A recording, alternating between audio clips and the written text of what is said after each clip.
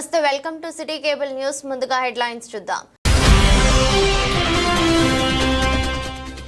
మాదక ద్రవ్యాల నిర్మూలనకు అన్ని శాఖల అధికారుల సమన్వయంతో పనిచేయాలని ఆదేశించిన జిల్లా కలెక్టర్ సందీప్ కుమార్ ఝా.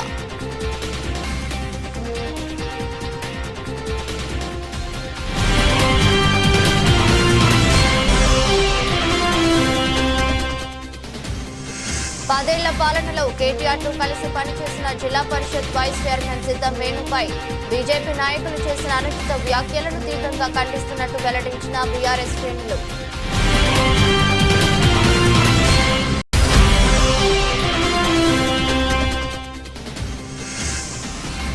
75 ఏళ్ల పాలనలో రాజ్యాంగాన్ని సవరించాలని ఏ పార్టీ ధైర్యం చేయలేదన్న సిరిసిల్ల నియోజకవర్గ ఇన్ఛార్జి కేకే మహేందర్ రెడ్డి.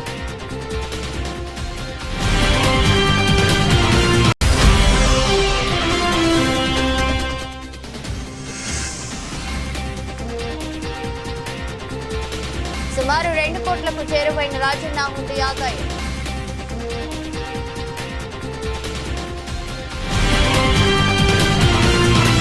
అన్ని శాఖల అధికారుల సమన్వయంతో మాదక ద్రవ్యాలను నిర్మూలించాలని కలెక్టర్ సందీప్ కుమార్ ఝా ఆదేశించారు.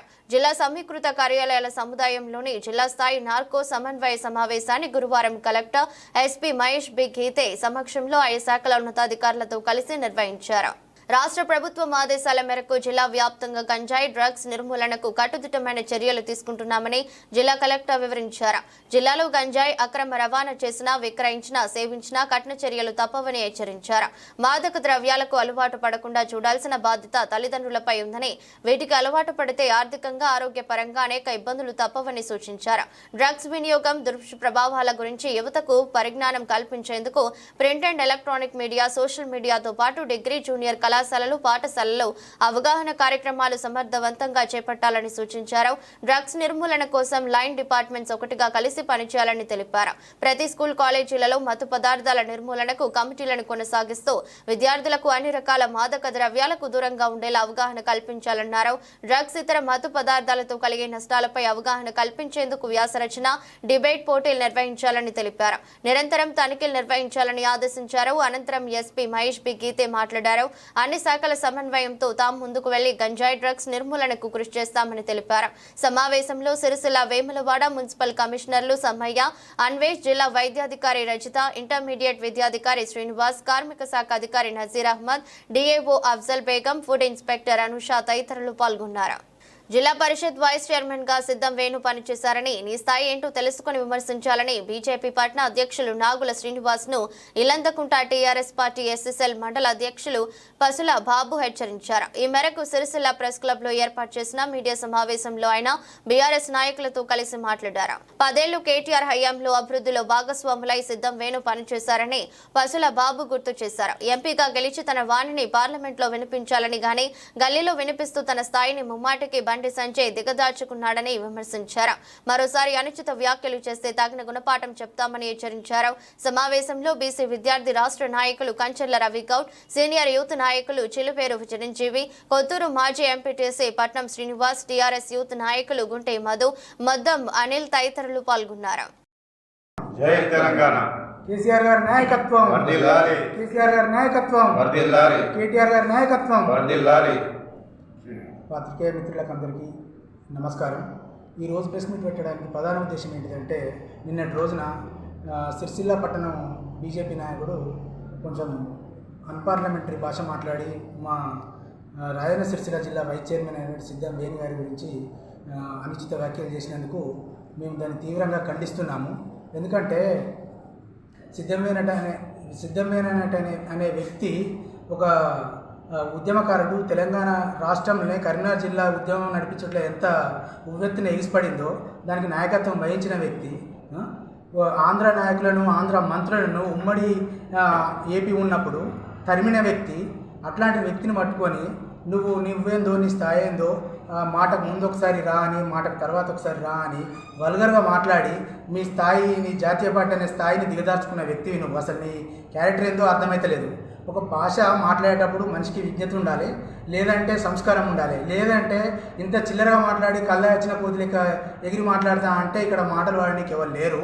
ఇట్లాంటి మాటలు చూచే మాటలు అవుల మాటలు మాట్లాడాలంటే 190 మాట్లాడచ్చు మాకు, కానీ మాకు సంస్కారం అడ్డొస్తుంది. ఎందుకంటే మా పార్టీ విధానం కానీ మా కేసీఆర్ గారు కానీ మా నాయకుడు ఇట్లాంటి మాటలు మాకు నేర్పలేరు, ఇట్లాంటి పద్ధతులు కరెక్ట్ కావని చెప్తారు. కానీ మీ నాయకులు మీకు ఎట్లాంటి భాష నేర్పుతారో ఇప్పుడు కనబడుతుంది. మీరు మాటకు ముందు ఒకసారి తర్వాత ఒకసారి కేసీఆర్ గురించి మాట్లాడినప్పుడు ఏమన్నారంటే కేసీఆర్ గారు దొంగ నోట్లలో దొరికిర్రు అని చెప్తున్నారు కదా. కేసీఆర్ గారు దొంగ నోట్లలో దొరికినప్పుడు తెలంగాణ ఉద్యమంలో కొట్లాడిండని ఆయన గురించి అన్ని పార్టీలు నిలబడి ఏ పార్టీ అని చూడకుండా కదా పార్టీలు మిగతా పార్టీల ఇంట్లో పడుకున్నారు కదానే. ఒక్క పార్టీ వాడు కూడా రోడ్ల మీద తిరగలేరు, టీఆర్ఎస్ పార్టీని తట్టుకొని నిలబడలేకపోయారు. అన్ని పార్టీల నాయకులందరూ వచ్చి టీఆర్ఎస్ పార్టీలో జాయిన్ అయ్యారు గత్యంతరం లేక. అటువంటి నాయకుడిని పట్టుకొని తెలంగాణను తీసుకొచ్చిన నాయకుడు, సాగు నోట్ల తలబెట్టి తెలంగాణను తీసుకొచ్చిన నాయకుడిని పట్టుకొని మీరు ఇట్లా చిల్లర మాటలు మాట్లాడు సభ్యత కాదు. కానీ జాతీయ పార్టీ అని చెప్తున్నారు, మీ సంస్కారం ఏంటో మాకు అర్థమవుతలేదు. కానీ బండి సంజయ్ పెద్ద లీడర్ అని చెప్తున్నారు, కేంద్ర మంత్రి అని చెప్తున్నారు కదా. కేంద్ర మంత్రి ఎక్కడన్నా కేంద్ర మంత్రి పార్లమెంట్లో ఉండాలి, పార్లమెంట్ ఢిల్లీలో ఉంది. మీరేం చేయాలి? పార్లమెంట్లో ఒకసారన్నా ఈ 10 ఏళ్లలో మాట్లాడండి. అనే మీ నాయకుడు గల్లీ నాయకుడా మరి ఢిల్లీ నాయకుడా? మీ సభ్యత ఎక్కడుంది? మీకు గల్లీలోకి వచ్చి చిల్లర మాటలు మాట్లాడడానికైతే నోర్లు బాగా లెగుస్తున్నాయి, కానీ ఇంకా పార్లమెంట్లో మాట్లాడండి. మీరు బాగా దమ్మున్న పెద్ద పెద్ద మీసాలున్న మావాడు లెక్క మాట్లాడుతున్నారు. 10 ఏళ్ళు కదా మీకు ప్రజలు మీకు అధికారం ఇచ్చింది ఒక కరీంనగర్ ఎంపీగా. మీరు చేయాల్సిన పనులేంటి? మేము ఇది చేసినాం అది చేసినాం మనకి ఇక్కడ వచ్చి అది అదురుతున్నారు, చిల్లర మళ్ళీ మాట్లాడుతున్నారు బ్రోకర్ గారి లెక్క. మాకు మాట్లాడదు అనుకుంటురా? ఎందుకట్లా మాట్లాడుతున్నారు? మాట్లాడాలంటే మస్తు రకాలుగా మాట్లాడుతుంది, కానీ నీ లెక్క వల్గర్గా మాట్లాడు ఒక పార్టీ నాయకునికి ఉండాల్సిన లక్షణం కాదు. నీకు అసలు పార్టీకి ఒక నాయకునికి ఉండే లక్షణం అసలు లేనే లేదు. ఫస్ట్ ఆఫ్ ఆల్ చెప్పాలంటే అంటే నీ క్యారెక్టర్ ఎట్లుంది అంటే మీ నాయకుడు ఎవరో మరి వాళ్ళు ఇంకెంత తిట్టాలో మాకు అర్థమవుతలేదు. ఎందుకంటే ఒక నాయకుడు అని చెప్పుకుంటున్నావు, మీ అధినాయకుడు ఇంకెట్లున్నాడు వల్గర్గా? నీ పార్టీ విధానం ఏంటిది? జాతీయ పార్టీ అని చెప్పుకుంటారు కదా, సంస్కారం ఉండాలి కదా కొంచెం మాట్లాడితే. అరే అని ఎట్లా మాట్లాడతారా మీరు? తాగచ్చిరా ఏంది? చిల్లరగాళ్ళ లెక్క మాట్లాడుతారు. ఇంకొక విషయము,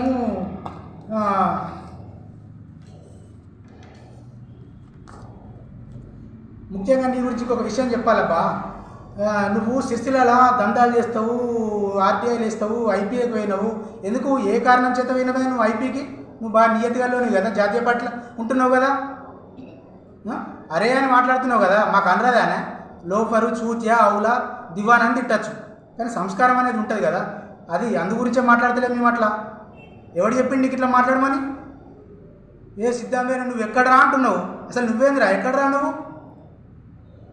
రాజన్న సిరిసిల్ల జిల్లాకు ఒక వైస్ చైర్మన్గా పనిచేసిండు 5 సంవత్సరాలు. కేటీఆర్ గారు అడుగుజాడల్లో పనిచేసి సిరిసిల్ల అభివృద్ధిలో ప్రధాన పాత్ర పోషించిండు. అట్లాంటి వ్యక్తిని పట్టుకొని నువ్వు వార్డు మెంబర్ కూడా గెలవలేనివి, నీకు అసలు రాజకీయ అనుభవం లేనివి, నువ్వు మాటలు మాట్లాడుతున్నావు మీడియా దొరికింది అని చెప్పేసి. అదేనా నీకు నేర్పిన నీ జాతీయ పార్టీ సంస్కారం? అట్లాంటి చిల్లర మాటలు మాని కొంచెం సంస్కారంగా మాట్లాడు నేర్చుకోరి, లేకపోతే ఖబర్దారిన బిడ్డ చెమడాలు తీస్తాం గట్లా మాట్లాడగలనుకుంటే అసలు నువ్వెవరిని రా? అసలు సిరిసిల్ల నువ్వెక్కడా అని మాట్లాడతావు? నువ్వేంద్రా అసలు? నీ స్టైల్ ఏంది? నీ స్థాయి ఏంది? అట్లాంటివి మాట్లాడకు. మాకు కూడా నోరు చాలా లేస్తుంది, కాకపోతే ఏంటంటే సంస్కారం అంటే చూపుకుంటున్నాం కానీ, లేకపోతే నీకు తగిన శాఖ చెప్తాం. ఇంకోసారి ఇట్లాంటి వల్గర్ భాష కానీ చిల్లర మాటలు కానీ మాట్లాడితే నీకు తగిన శాఖ చెప్తాం. ఖబర్దార్ బిడ్డ. దేశానికి స్వాతంత్రం తెచ్చింది, తెలంగాణకు స్వేచ్ఛ స్వాతంత్రాలను ఇచ్చింది కాంగ్రెస్ పార్టీయేనని కాంగ్రెస్ పార్టీ సిరిసిల్ల నియోజకవర్గ ఇన్ఛార్జి కేకే మహేందర్ రెడ్డి అన్నారు. తంగళ్లపల్లి మండల కేంద్రంలో ఏర్పాటు చేసిన జై బాపు జై భీమ్ జై సంవిధాన్ అభియాన్ సనాక సమావేశానికి ఆయన ముఖ్య అతిథిగా హాజరై మాట్లాడారు. దళిత బడుగు బలహీన వర్గాల కోసం సమాన హక్కుల కోసం ప్రపంచంలో అతిపెద్ద రాజ్యాంగం భారత రాజ్యాంగమేనని కేకే మహేందర్ రెడ్డి అన్నారు. 75 సంవత్సరాలు అనేక పార్టీలు దేశాన్ని పాలిస్తే సింహభాగం కాంగ్రెస్ పార్టీ పాలించిందన్నారు. అందులో ఎవరు కూడా రాజ్యాంగాన్ని ముట్టుకునే ప్రయత్నం చేయలేదని, కానీ ఎవరికి రాని దురాలోచన బీజేపీకి వచ్చిందన్నారు. బీజేపీ పార్టీకి బాధ్యత లేదని, ఎందుకంటే ఇందులో భాగస్వామ్యం కాలేదన్నారు. బీజేపీ పార్టీ రాజ్యాంగాన్ని విచ్ఛిన్నం చేసే కుట్రలు చేస్తుందని ఆరోపించారు. సమావేశంలో జిల్లా కోఆర్డినేటర్ అశ్విన్, మండల కోఆర్డినేటర్ చిలుక రమేష్, మండల కాంగ్రెస్ అధ్యక్షులు ప్రవీణ్, కాంగ్రెస్ పార్టీ అభిమానులు, కార్యకర్తలు తదితరులు పాల్గొన్నారు.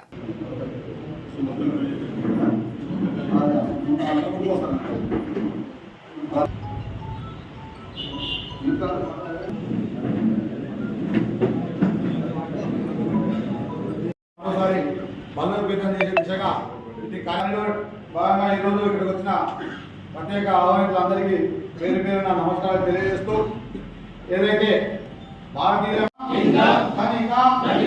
పేద కానీ ఏ రకమైన సమాన హక్కులు బాధ్యతలు రాజ్యాంగ స్ఫూర్తిని దెబ్బతీస్తూ ప్రజాస్వామ్య విలువలను కాలరాస్తూ అశాంతి నెలకొల్పుతున్నాయి, విభేదాలు సృష్టిస్తూ ఇలాంటి తరుణంలో శాంతి అహింసలను ఈరోజు తంగలపల్లి మండల సన్నాహక సమావేశం జై బాపు, జై భీమ్, జై సంవిధాన్ యొక్క కార్యక్రమంలో భాగంగా మన గ్రామాల్లో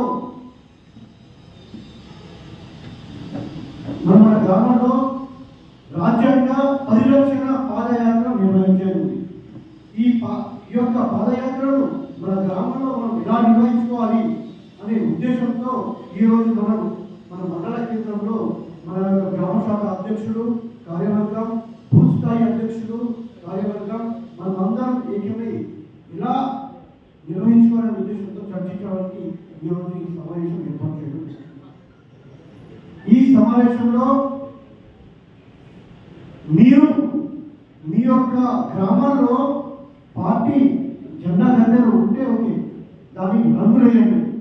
దాని తర్వాత ఆ యొక్క ఎక్కడైతే గద్దెలు లేవో అక్కడ గద్దెలు నిర్మించి దాన్ని రంగులేసి రెడీగా పెట్టండి. ఈ యొక్క ఏప్రిల్ 2వ తేదీ తర్వాత మన యొక్క పాదయాత్ర కార్యక్రమం ఉంటుంది. సో ఈ పాదయాత్ర రిలే పద్ధతి ద్వారా నిర్వహిస్తాం. రిలే పద్ధతి అంటే మండలంలో ఉన్నటువంటి గ్రామాలు మార్నింగ్ 2 గ్రామాలు, సాయంత్రం 2 గ్రామాలు. మార్నింగ్ 2 గ్రామాలు అంటే ఎక్కడే 2 గ్రామాలు కాదు, ఫస్ట్ ఒక గ్రామం అయిన తర్వాత ఇంకో గ్రామం, సాయంత్రం కూడా ఒక గ్రామం అయిన తర్వాత ఇంకో గ్రామం. సో ఈ పాదయాత్ర ఒక గ్రామాన్ని అంటే ఒక కనెక్టివిటీ. ఫస్ట్ ఈ తంగలపల్లి అనుకుంటారు, ఎగ్జాంపుల్ చెప్తున్నాం. తంగలపల్లిలో ఈ తంగలపల్లి పూర్ణ స్టార్టింగ్ పాయింట్ అంటే మన పులివెల అంటాం. ఆ పులివెలలో మన పార్టీ మండల అధ్యక్షుడు పార్టీ ఫ్లాగ్ని ఆ తంగలపల్లి గ్రామాధ్యక్షుడికి హ్యాండ్ ఓవర్ చేస్తారు.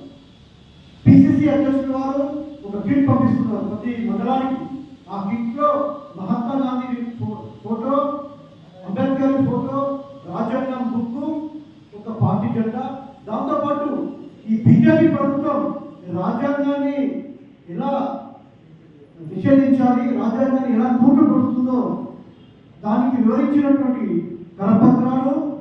అదే కాకుండా మన కాంగ్రెస్ ప్రభుత్వం రేవంత్ రెడ్డి గారి నాయకత్వం నడుస్తున్న ప్రభుత్వం సంవత్సరాల పాటు మనం ఏమేమి చేస్తున్నాం ఆ పత్రాలు కూడా అందులో ఉంటాయి.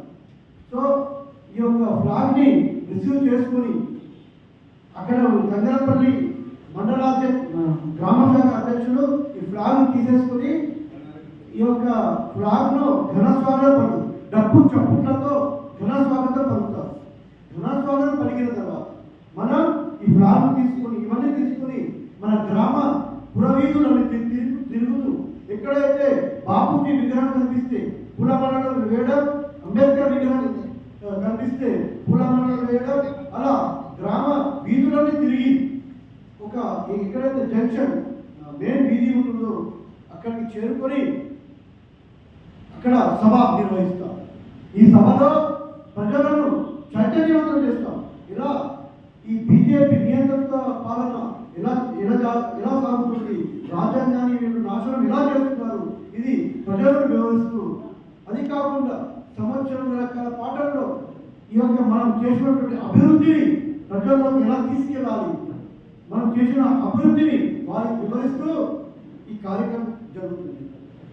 దాని తర్వాత ఈ విలేజ్ నెక్స్ట్ విలేజ్ వెళ్ళాలి. ఈ గంజలపల్లి గ్రామ అధ్యక్షుడు అయితే ఉన్నారో అతను ఆ ఫ్లాగ్ను తీసుకుని నెక్స్ట్ విలేజ్కి సేమ్ అక్కడ కూడా స్టార్టింగ్ పాయింట్లో ఆ యొక్క గ్రామ శాఖ అధ్యక్షుడిని అప్పగిస్తారు. ఈ పద్ధతి మొన్న జరిగినటువంటి భారత్ జోడో యాత్రలో ఈ రాయచూరులో కర్ణాటక పిసిసి డికే శివకుమార్ గారు ఎలా అయితే ఫ్లాగ్ని రేపటిలో యాత్ర జరిగిన తర్వాత మహారాష్ట్ర ఔరంగాబాద్లో ఫ్లాగ్ని మహారాష్ట్ర పిసిసికి ఇవ్వడం జరిగింది. సో ఇలా ఈ కార్యక్రమం చేసుకోవాలి. సో ఈ కార్యక్రమంలో ఈ మండలంలో ఉన్నటువంటి ఎన్ఎస్పిఐ, యూత్ కాంగ్రెస్, మహిళా Congress, departments BC, SC, SC, ST, minority ఈ డిపార్ట్మెంట్స్ మండల అధ్యక్షులకు పిసిసి ఏఐసిసి ఆదేశానుసారం చెప్తున్నాం. మీరు 10 ఎన్ఎస్ఐ, యూత్ కాంగ్రెస్ ఏదైతే డిపార్ట్మెంట్ చేస్తున్నాయో వాళ్ళు 10 మందిని ఇవ్వాలి. ప్రజెంట్ వాళ్ళు మన పేరు రాయండి. 10 మెంబర్స్ ఇస్తారు. ఈ 10 మెంబర్స్ని morning 5 members, evening 5 members, rotation 10 వాళ్ళందరూ ఉండాలి. ఈ మండలాధ్యక్షులకు పిసిసి ఏఐసిసి ఆదేశానుసారం మీరు 10 మంది ఇవ్వాలి. అది తీసుకోవాలి. ఎవరైతే ఇవ్వలేరో వాళ్ళ పేరు మన చెప్తుంది కాబట్టి మన డిస్ట్రిక్ట్ మాట్లాడదు. సో ఇది ఈ కార్యక్రమంలో చాలా సీరియస్గా జరుగుతుంది. ఈ ఏఐసిసి కార్యక్రమం ఇందాక మా జిల్లా కోఆర్డినేటర్ ఏదైతే చెప్పారో ఇది 100 సంవత్సరాలు మహాత్మా గాంధీ గారు 100 సంవత్సరాలు ఏఐసిసి అధ్యక్షుడు అయిన అక్కడ జరిగింది. ఈ నెక్స్ట్ కార్యక్రమం ఎక్కడైతే డాక్టర్ బాబా సాహెబ్ అంబేద్కర్ జన్మించారో ఇక్కడ మధ్యప్రదేశ్లో అక్కడ సెకండ్ ప్రోగ్రామ్ జరిగింది. థర్డ్ ప్రోగ్రామ్ మన రాష్ట్రంలో పిసిసి అధ్యక్షుడు ట్యాంక్ బండ్ మీద ఉన్నటువంటి అంబేద్కర్ విగ్రహం దగ్గర థర్డ్ ప్రోగ్రామ్ జరిగింది. ఫోర్త్ ప్రోగ్రామ్ ప్రతి జిల్లాలో మండలాల్లో మనం అంబేద్కర్ గారిని అవమానపడుతున్నటువంటి అమిత్ షా మీద చేశాం. ఇది ఫిఫ్త్ ప్రోగ్రామ్. ఇది ప్రతి గ్రామంలో వెళ్ళి మనం ప్రతి గ్రామాల్లో ఫ్లాగ్స్ పార్టీ జెండాలు పట్టుకొని మనం అందరం కలిసికట్టుగా వెళ్ళి అక్కడ ఈ పాటలతో ఒక పండుగ వాతావరణంగా ఆ గ్రామానికి మనం వెళ్తే ఆ గ్రామంలో జనం చూస్తారు. చాలా బాగా కాలుష్యం వచ్చారు, చర్చించుకుంటారు. దానివల్ల ఆ గ్రామం కానీ ఆ బూత్ కానీ బలోపేతం అవుతుంది. ఇప్పుడు రాబోయే ఎన్నికలు ఉన్నాయి. మీ సర్పంచులు కానీ ఎంపీడీసీలు కానీ డిప్యూటీలు వాళ్ళకు కూడా ఈ లాభం జరిగే కార్యక్రమం కావున అందరూ ఈ కార్యక్రమంలో విధిగా పాల్గొని కార్యక్రమాన్ని విజయవంతం చేయండి. ఇంకోసారి చెప్తున్నాను, మండల స్థాయి నుంచి గ్రామ స్థాయి నాయకులకు ఇది చాలా సీరియస్ గా మీనాక్షి నటరాజన్ గారు, మా పిసిసి అధ్యక్షుడు మహేష్ కుమార్ గౌడ్ గారు ఇన్స్ట్రక్షన్ ఇచ్చి పంపించారు. ఈ ఏ గ్రామంలో ఎంతమంది పాల్గొంటున్నారు, ఎవరెవరు పాల్గొంటున్నారు, ఎవరు పాల్గొన్న పాత్ర ఏంటిది కంప్లీట్ గా ఒక రిపోర్ట్ కూడా తయారు చేసి పంపించమని చెప్పడం జరిగింది. ఇది జిల్లా స్థాయి రిపోర్టు. ఇప్పుడు ఇక్కడ మండలంలో ఎవరెవరు ఈరోజు ఎవరెవరు వచ్చారో దానికి మా మండలానికి సంబంధించిన రిపోర్ట్ కూడా ఉంటుంది. అది ఇప్పుడు ఫిల్అప్ చేసి ఇవ్వాలి. సో ఈ మండల మీటింగ్ మళ్ళీ గ్రామానికి కూడా రిపోర్ట్, కంప్లీట్ రిపోర్ట్. ఈ రిపోర్ట్ ఆధారంగా రానున్న రోజుల్లో మీకు పదవులు కానీ మీకు ఎన్నికల టికెట్ కానీ నిర్ణయించడం జరుగుతుంది. కాబట్టి ఇది పార్టీ నిర్ణయించే కార్యక్రమం. ఇది ఎవరి కార్యక్రమం కాదు. మహేందర్ అన్నది ఇప్పుడు ఎలక్షన్స్ లేదు, నేను ఇక్కడ పోటీ చేస్తుంది. మనం అందరం కలిసి పార్టీని బలోపేతం చేసి ఈ యొక్క బీజేపీ యొక్క నియంత్రణ పాలనను బీజేపీ మెడల్ వచ్చే కార్యక్రమం చేద్దామని ఈ అవకాశం ఇచ్చినందుకు ధన్యవాదాలు. जय भीम जय संविधान कार्यक्रम का मुख्य उद्देश्य నేను మీకు చెప్పాల్సినంత స్థితిలో ఉన్నా నేను అనుకోవట్లేదు. ఎందుకంటే మీరు అందరూ కూడా అనుభవంతో అన్నీ కూడా తెలుసుకున్న వాళ్ళే. ఈ కార్యక్రమం యొక్క విశేషాలు, ఈ కార్యక్రమం యొక్క ఆవశ్యకత ఏంటో కూడా పేపర్ల ద్వారా, టీవీల ద్వారా మన నాయకత్వం ఎప్పటికప్పుడు తెలియజేస్తూనే ఉంది. దాన్ని మీరందరూ కూడా ఆకలింపు చేసుకుని ఉంటారని భావిస్తున్నాను. ఇవాళ భారతదేశానికి స్వాతంత్రం తీసుకొచ్చింది కాంగ్రెస్ పార్టీ. ఆ రోజు బ్రిటిష్ రాష్ట్ర శృంఖలాల నుంచి తమ యొక్క స్వేచ్ఛ స్వాతంత్రాలను కోల్పోయి ఒక జీవోత్సవాలుగా మరుగుతున్న మనకు స్వేచ్ఛ స్వాతంత్రాలు కావాలని చెప్పి ఇండియన్ నేషనల్ కాంగ్రెస్ పార్టీ ఆధ్వర్యంలో మహాత్మా గాంధీ, బాపు గారు, గాంధీ గారు ఈ యొక్క స్వతంత్ర పోరాటాన్ని ముందుకు తీసుకెళ్లిన తరుణంలో దేశ ప్రజలందరూ కూడా ప్రాంతాలకు అతీతంగా, కులాలకు అతీతంగా, మతాలకు అతీతంగా, భాషా భేదాభిప్రాయాలు లేకుండా అందరూ కూడా ముందుకొచ్చి గాంధీ గారికి ఆ రోజు నాయకత్వానికి అండగా ఉండి అహింసా మార్గాల్లో, శాంతియుత మార్గంలో ఈ దేశానికి స్వతంత్రం తీసుకురావడంలో తమ వంతు కర్తవ్యాన్ని నిర్వహించి తెల్లదొరలను ఈ ఇండియా పొలిమేరను దాటాక తరిమి కొట్టి ఈ దేశ ప్రజలకందరికీ కూడా స్వేచ్ఛ స్వాతంత్రాలను తీసుకొచ్చిన ఘనత కాంగ్రెస్ పార్టీకి దక్కింది. అలాగే బాపు గారి నాయకత్వంలో పనిచేసిన నాయకత్వానికి దక్కిందని చెప్పగలుగుతాను.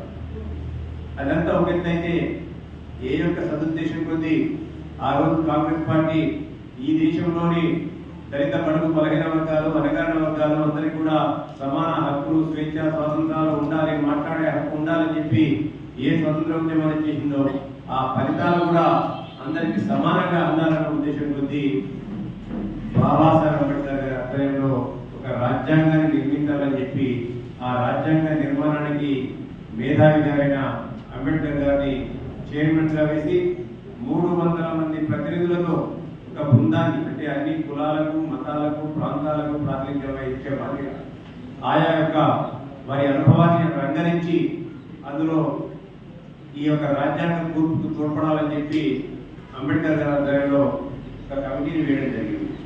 ఆ కమిటీ వేసిన తర్వాత అంబేద్కర్ గారు విదేశాల్లో ఉన్న రాజ్యాంగాలన్నింటినీ కూడా క్రోడీకరించి, నిశ్చితంగా పరిశీలించి, అధ్యయనం చేసి ఈ భారతదేశ పరిస్థితులకు, భౌగోళిక పరిస్థితులకు, ఆర్థిక స్థితిగతులకు, సామాజిక స్థితిగతులకు ఏ విధంగా సరిపడుతుందని చెప్పి దేశంలో ఒకవైపు, ప్రపంచంలో ఒకవైపు ఏమో సామ్రాజ్యవాద పొగడలు, ఇంకొక వైపేమో ఫాసిస్టు పొగడలు, ఇంకొక వైపేమో నియంతృత్వ పొగడలతో న్యూఢిల్లీ దీపాలతో అనేకమైన ఇదాలు ఉన్న తరుణంలో బాపు గారు, అంబేద్కర్ గారు ఒకటే ఆలోచించారు. ఈ దేశం భిన్నత్వంలో ఏకత్వం, ఏకత్వంలో భిన్నత్వం ఉంది. అనేక మతాలు, కులాలు, ప్రాంతాల యొక్క సమాహారం కాబట్టి దీనికి అందరికి మెచ్చే మాదిరిగా, అందరూ ఒప్పుకునే మాదిరిగా ఒక రాజ్యాంగాన్ని నిర్మించాలని చెప్పి అదే ఈ రోజు మనకున్న రాజ్యాంగం, బాబాసాహెబ్ అంబేద్కర్ గారు రాసిన రాజ్యాంగం ప్రపంచంలోనే అతిపెద్ద రాజ్యాంగం, ప్రపంచం అంతా కూడా ఆమోదించిన రాజ్యాంగం. ఈ ప్రజలందరికీ కూడా స్వేచ్ఛ స్వాతంత్రాలు ఇచ్చే మాదిరిగా పౌర హక్కులను, ఇలా ప్రాథమిక హక్కులను ఇలా అందులో పొందుపరిచి ఎవరినైనా ప్రశ్నించే ముందుగా ఇవాళ అందరూ అనుకుంటారు, రాజకీయ నాయకులు, మినిస్టర్లు, ముఖ్యమంత్రులు అందరూ కూడా ఇవాళ అధికారంలో ఉన్నామని, ఐఏఎస్లు, ఐపీఎస్ అందరూ కూడా మేము అధికారంలో అని అనుకుంటారు. కానీ భారత రాజ్యాంగం మాత్రం ఒకటే ఇచ్చింది, ప్రజలకు ప్రశ్నించే హక్కు ఇచ్చింది. ఈ పదవులలో కూర్చున్న వారికి ఆ హక్కులను, ఆ ప్రశ్నించే హక్కులను నెరవేర్చే బాధ్యత. నేను ఎమ్మెల్యేను, నేను మంత్రిని, నేను ఐఏఎస్ ఆఫీసర్ను, ఐపీఎస్ ఆఫీసర్ అనుకుంటే అవన్నీ కూడా వాటి భ్రమలు మాత్రమే. కేవలం బాధ్యతలను వాళ్ళకి ఇచ్చింది, ఇలా ప్రశ్నించే హక్కును మనకిచ్చింది. ఇది భారతదేశ రాజ్యాంగం యొక్క గొప్పతనం.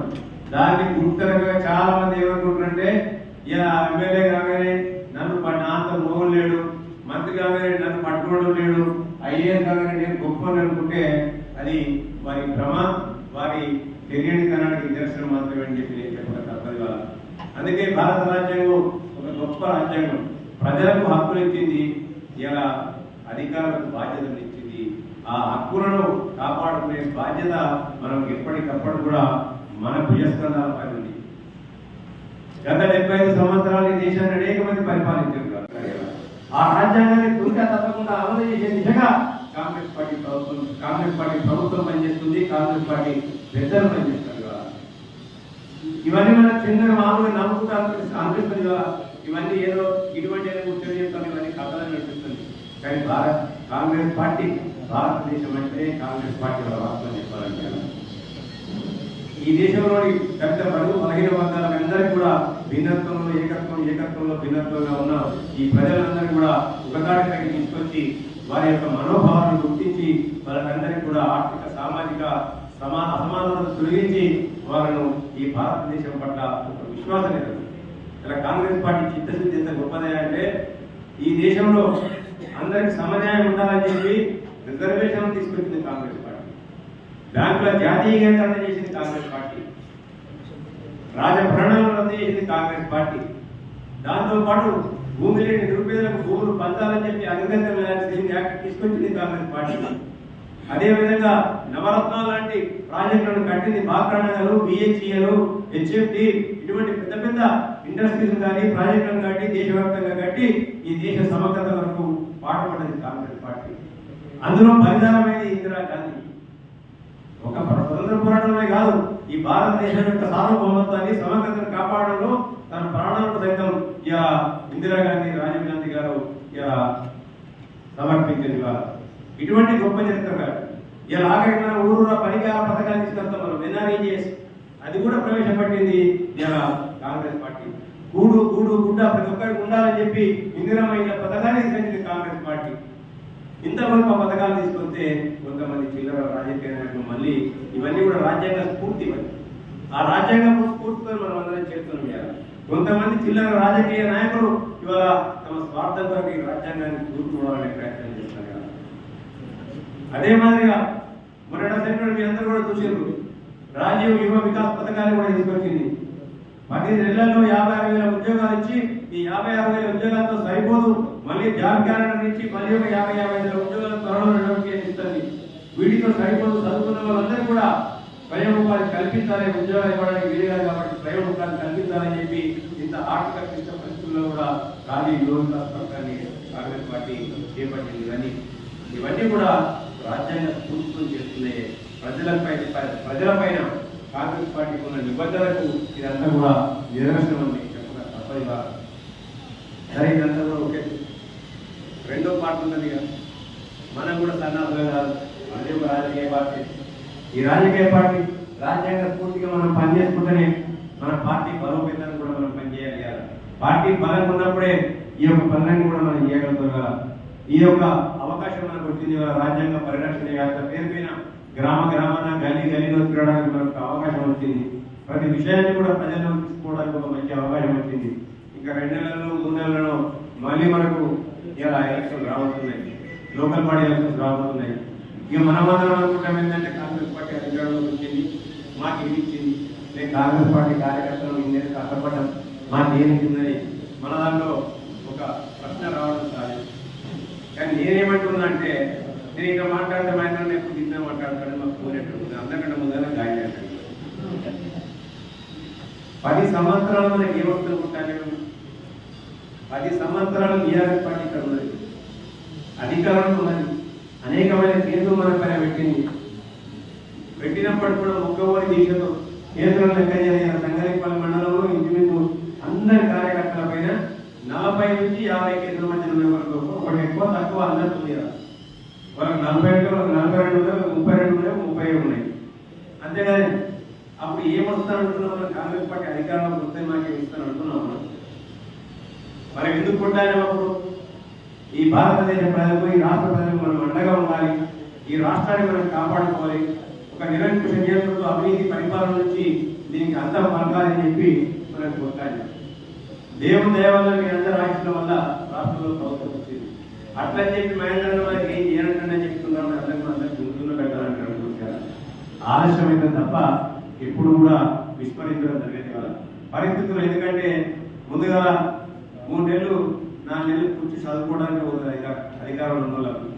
తర్వాత ఇక్కడ ఉన్న అధికారులు మెల్లమెల్లగా వాళ్ళు కుక్కలు కూడా, ఎందుకంటే ఎవరికి ఉండే అది వాళ్ళకు ఒక 2 నెలలు పనిచేస్తారు, 50 నెలలు పనిచేస్తారు, ఇట్లా పనిచేసుకుంటూ వస్తారు. వాళ్ళందరూ కూడా పోవాలి. పోయిన తర్వాత గత 10 సంవత్సరాల కాళ్ళకు శక్తులు లేని వాళ్ళందరూ కూడా బీఆర్ఎస్ హయాంలో కార్లలో తిరిగిండ్రు. ఊర పెంకులు లేని వాళ్ళందరూ కూడా 3 ఎకరాల బల్లాలు కట్టిండ్రు. వాళ్ళు అది చేసిండ్రు, వీళ్ళు ఇది చేస్తున్నారని వాళ్ళతో కంపేర్ చేస్తే ఆ పార్టీకి మన కాంగ్రెస్ పార్టీకి తేడా ఉండదు. వేములవాడ రాజన్న ఆలయం 20 రోజుల హుండీ ఆదాయం 1,95,75,168 రూపాయలు వచ్చినట్లు ఆలయ ఈవో వినోద్ రెడ్డి తెలిపారు. ఈ మేరకు ఆలయ ప్రాంగణంలో హుండీ కౌంటింగ్ ను స్వచ్ఛంద సేవా సంస్థల కార్యకర్తలతో పటిష్ట బందోబస్తు మధ్య నిర్వహించారు. దక్షిణ కాశీగా పేరుగాంచిన వేములవాడ శ్రీ రాజరాజేశ్వర స్వామి హుండీ కౌంటింగ్ ను పోలీస్ బందోబస్తు మధ్య నిర్వహించినట్లు ఆలయ ఈవో వినోద్ రెడ్డి తెలిపారు.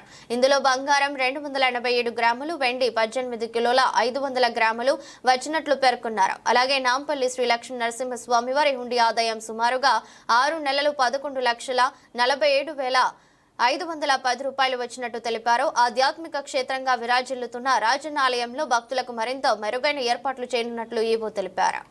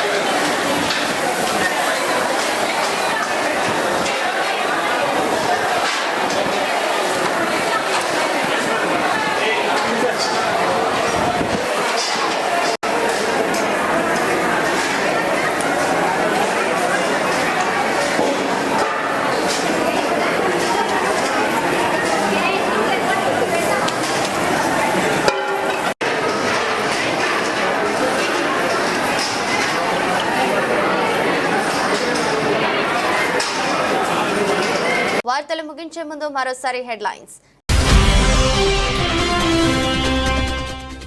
మాదక ద్రవ్యాల నిర్మూలనకు అన్ని శాఖల అధికారుల సమన్వయంతో పనిచేయాలని ఆదేశించిన జిల్లా కలెక్టర్ సందీప్ కుమార్ ఝా.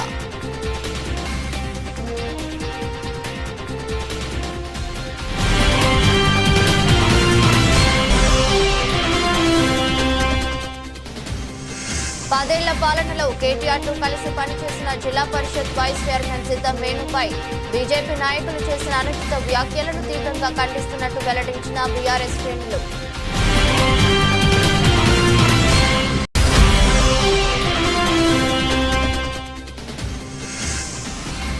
75 ఏళ్ల పాలనలో రాజ్యాంగాన్ని సవరించాలని ఏ పార్టీ ధైర్యం చేయలేదన్న సిరిసిల్ల నియోజకవర్గ ఇన్ఛార్జి కేకే మహేందర్ రెడ్డి.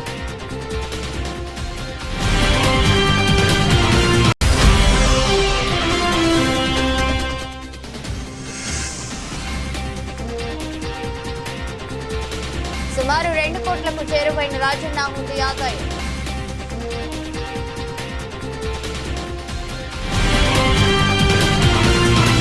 ఇది బులెటిన్. మరో బులెటిన్లో మళ్ళీ కలుద్దాం. అంతవరకు సెలవు. నమస్కారం.